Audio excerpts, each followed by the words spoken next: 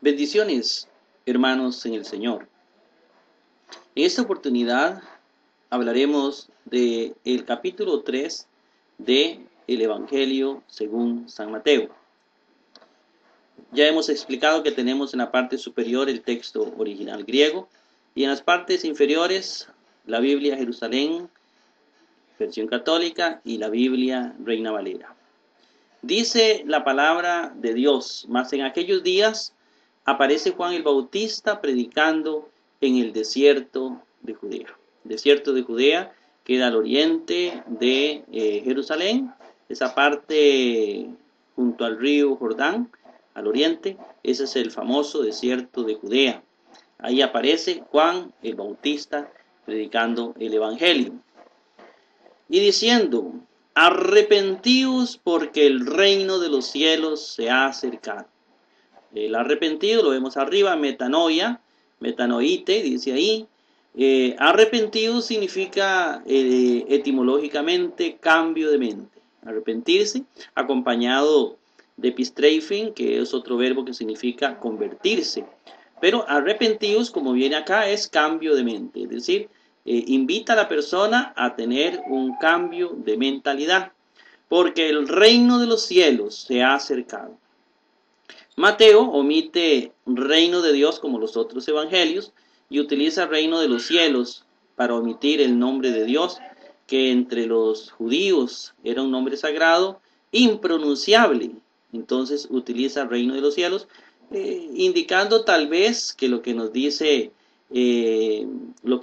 los padres de la iglesia, los primeros padres, sobre el original hebreo del Evangelio de Mateo. Tenemos en el versículo 3 que dice: pues este es aquel de quien habló el profeta Isaías, cuando dijo: voz del que clama en el desierto, preparad el camino del Señor, enseguida haced sus vías. El versículo 3. Isaías 43, tenemos este texto. Lo curioso de Isaías 43 es que dice: preparad el camino de Jehová. Aquí Mateo lo aplica Jehová a preparar el camino del Señor, de Cristo. Es decir, le está dando al nombre de Jesús, o le está dando a Jesucristo carácter divino. Preparad el camino de Jehová. En Isaías 43, aquí dice: preparad el camino del Señor, refiriéndose a Jesucristo. Pasamos al versículo 4, donde dice: mas Juan tenía su vestido de pelo de camello, cinturón de cuero alrededor de su cintura, mas su alimento era langostas y miel silvestre. Esa era la comida humilde, dando a entender la santidad de Juan el Bautista. Entonces salían a él Jerusalén, toda Judea y toda la región vecina del Jordán, como lo podemos ver acá en este mapa que tenemos en la pantalla. Venía gente de Jerusalén, es decir, de acá. Venía gente de toda Judea, de toda esta provincia, y venía gente de toda la región vecina del Jordán. Es decir, toda esta gente venía a Juan para escucharlo y también para ser bautizado. Pero aquí hasta el momento venían a escucharlo. Dice: y eran bautizados por él en el río Jordán, confesando sus pecados. Tenemos aquí cosas interesantes. Lo primero, que el rito de la purificación por agua no es netamente original de Juan el Bautista. Los esenios, una de las sectas judías, tenían ya el bautismo en agua, pero encontramos también ritos de purificación en el pueblo de Israel. Si nos vamos a Levítico 15, 1, 8, vamos a encontrar, así como en Levítico 16, 26, 28 o Levítico 17, 15, vamos a encontrar que con el agua la gente se purificaba de algunas impurezas. Entonces no es original. Ya el agua sirve para quitar impurezas. Es un signo. No es que nos va a quitar el pecado, sino indica que Jesús nos quitó el pecado. ¿verdad? Entonces dice que la gente venía confesando sus pecados. La gente confesaba sus pecados y se lavaba como un signo de que ya estaban limpios. Por ahí estaba el sentido del bautismo. Más viendo que muchos de los fariseos, de los saduceos, venían a su bautismo, fariseos y saduceos, dos de las sectas más importantes del pueblo de Israel en aquel entonces, les decía, camada de serpientes. La Biblia Valera dice generación de víboras. La Jerusalén dice raza de víboras. Literalmente, el texto griego nos habla de camada de serpientes. Así nos dice, ¿quién os enseñó a huir de la ira que está a punto? Desde el Antiguo Testamento, incluso ya en el Nuevo, se sabe o se habla de un tiempo que se llama la ira de Dios, que es en los tiempos finales. Cuando ya todo se va a acabar, viene la ira de Dios sobre el hombre que no le ha sabido responder. Luego tenemos el versículo 8, dice Juan, pues haced frutos dignos de arrepentimiento.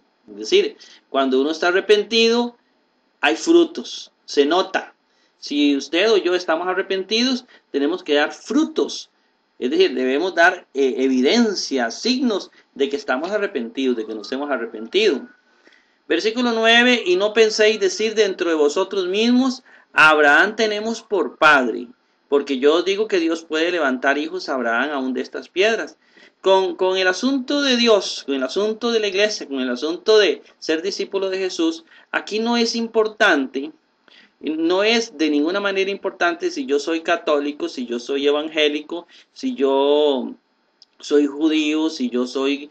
No, es decir, yo es que soy descendiente de Abraham, dice Jesús, dice Juan el Bautista. ¿Y qué? Dios puede hacer hijos de Abraham de estas piedras. Es decir, Dios lo que quiere es conversión.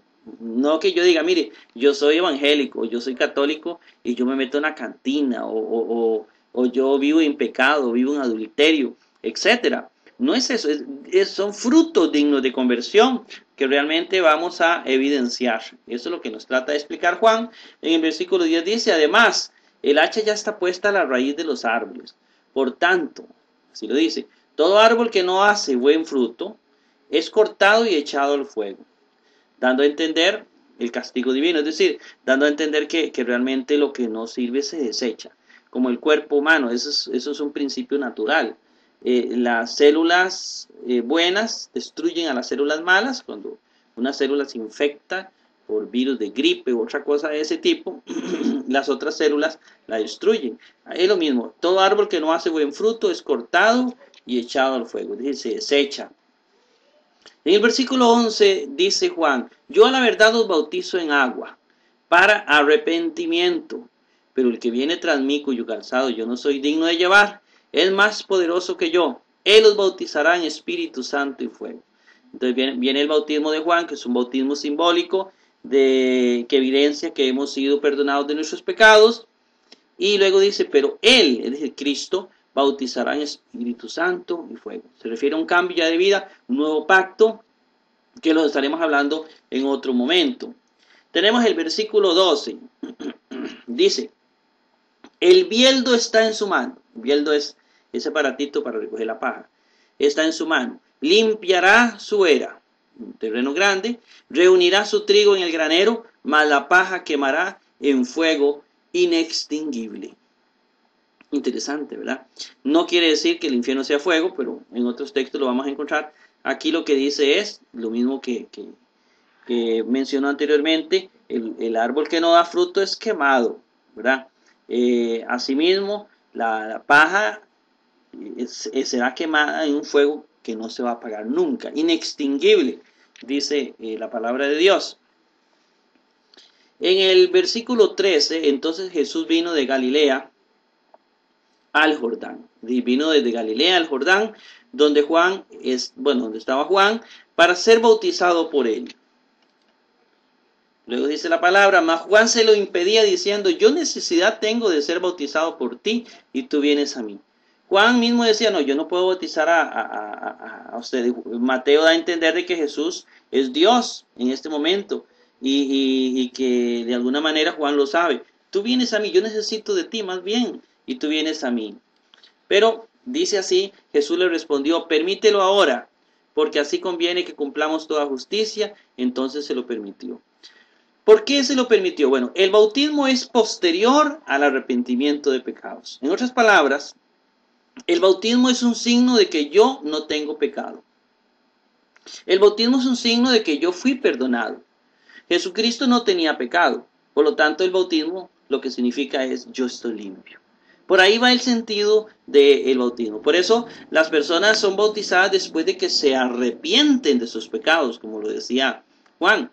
Una persona se arrepiente, no tiene pecados y entonces puede ser bautizada. ¿Para qué? Para indicar que ya no tiene pecado, que ya está limpia. Entonces es un signo para los hombres que necesitamos signos para entender los misterios de Dios. Luego dice en el versículo 16, Jesús, después que fue bautizado, subió enseguida del agua. En ese momento los cielos le fueron abiertos.